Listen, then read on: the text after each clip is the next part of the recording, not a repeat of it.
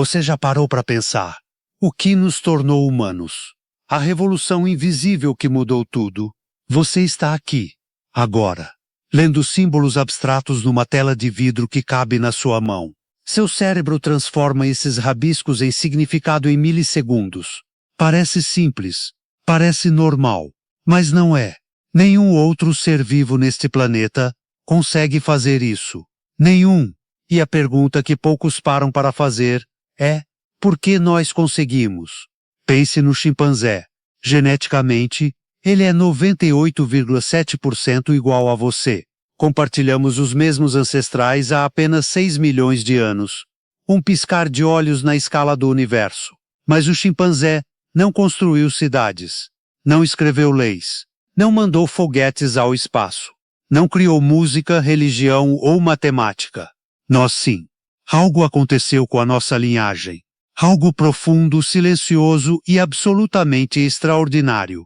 E é isso que vamos descobrir hoje. Há 3 milhões de anos, nossos ancestrais mais antigos, os australopitecos, caminhavam pela savana africana com cérebros do tamanho de uma laranja, pouco maiores que os dos chimpanzés de hoje.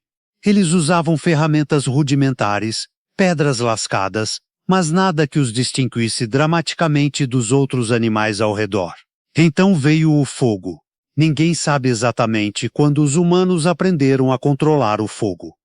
As estimativas variam entre 1 milhão e 400 mil anos atrás.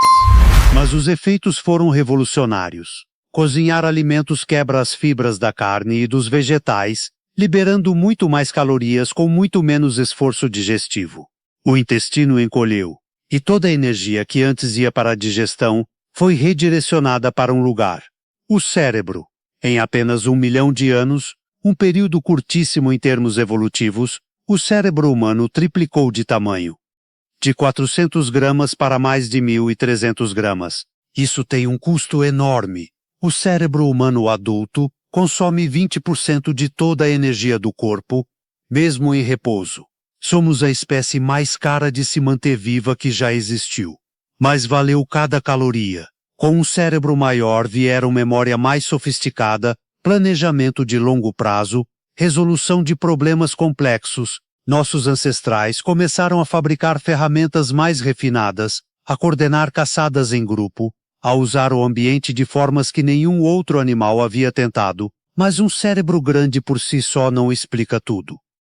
Polvos têm neurônios distribuídos por todo o corpo e são extremamente inteligentes.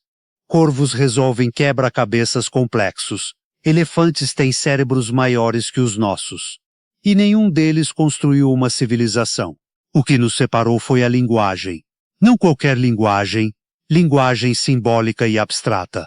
Outros animais se comunicam. Abelhas dançam para indicar onde há flores. Golfinhos têm nomes uns para os outros. Mas há algo que só os humanos conseguem fazer: falar sobre coisas que não existem. Falar sobre o passado que não está mais aqui. Falar sobre o futuro que ainda não chegou. Falar sobre deuses, justiça, amor, nações, conceitos que não têm cheiro, forma ou peso. Imagine um líder primitivo dizendo ao grupo: há um leão na direção norte, além daquela colina perto do rio seco. Essa frase pode salvar uma tribo inteira. E o leão nem precisa estar lá para que a informação seja transmitida. Isso é linguagem simbólica, e ela mudou tudo. Com ela, o conhecimento deixou de morrer com o indivíduo. Uma descoberta feita por alguém poderia ser passada para filhos, netos e gerações futuras. O aprendizado se tornou cumulativo. Cada geração não precisava mais começar do zero. Por centenas de milhares de anos, os humanos anatomicamente modernos existiram sem deixar muitos rastros de comportamento sofisticado. Eram fisicamente iguais a nós, mas culturalmente ainda muito primitivos. Então, há cerca de 70 mil anos, algo mudou.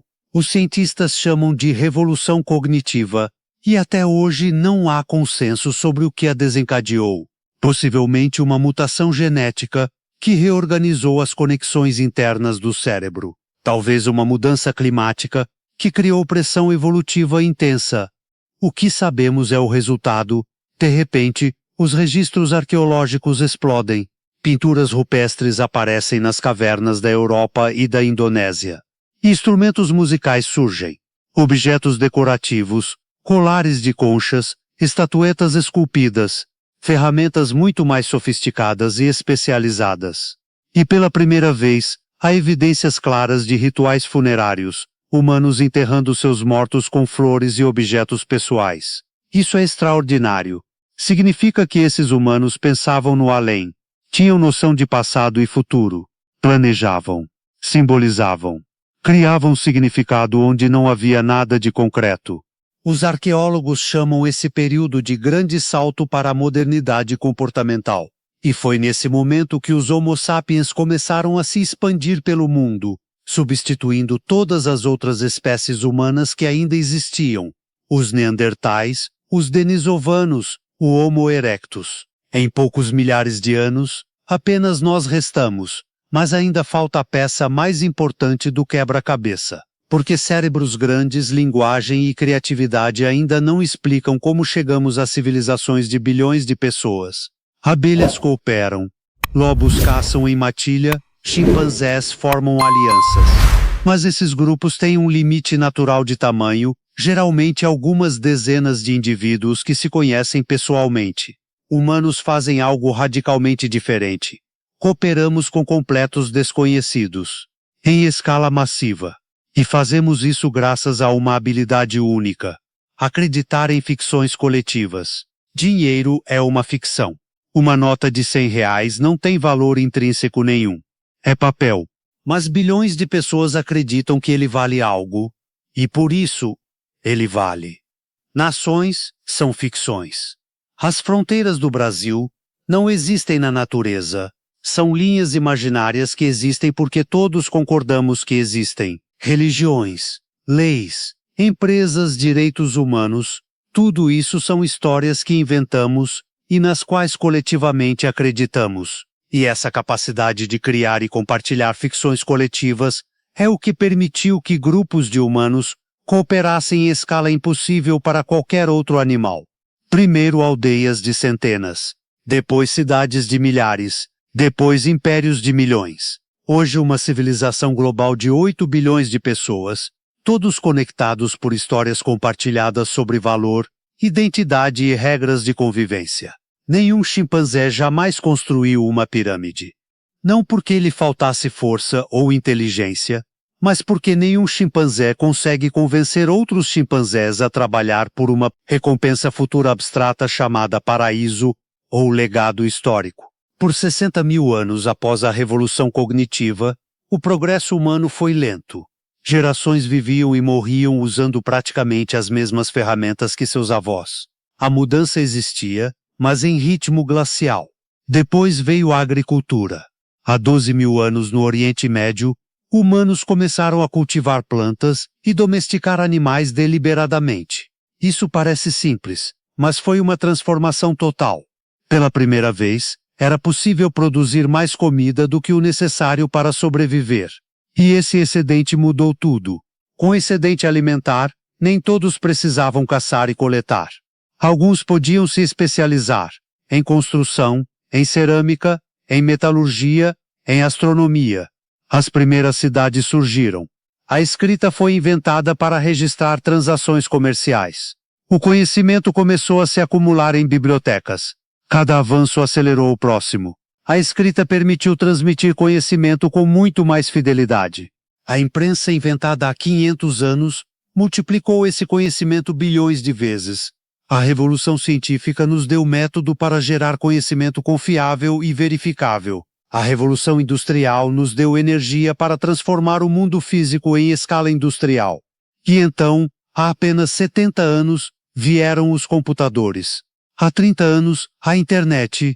Hoje, um adolescente no interior do Brasil tem acesso a mais informação do que tinha um rei medieval em sua vida inteira.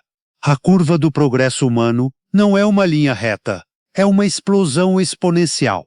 E estamos no meio dela. Em 10 anos, o mundo muda mais do que mudou em 1000 anos antes. Inteligência artificial, edição genética, exploração espacial privada. Tudo isso acontecendo ao mesmo tempo, agora. A mesma espécie que há 70 mil anos pintava bisontes em cavernas, hoje manda robôs a Marte. Somos a única espécie que sabe que vai morrer, que olha para as estrelas e sente vertigem diante do infinito, que cria arte não para sobreviver, mas para dar sentido à existência. Talvez o que realmente nos tornou humanos não tenha sido o cérebro maior, nem a linguagem, nem a cooperação. Talvez tenha sido a pergunta. A capacidade de olhar para o céu e perguntar: por quê? De onde viemos? Para onde vamos? O que significa tudo isso? Nenhum outro animal faz essa pergunta. E talvez seja ela, essa inquietação irresolúvel, o traço mais profundamente humano de todos. Se esse vídeo te fez pensar, compartilha com alguém, porque compartilhar ideias, isso também é uma coisa muito humana. Nos vemos no próximo vídeo.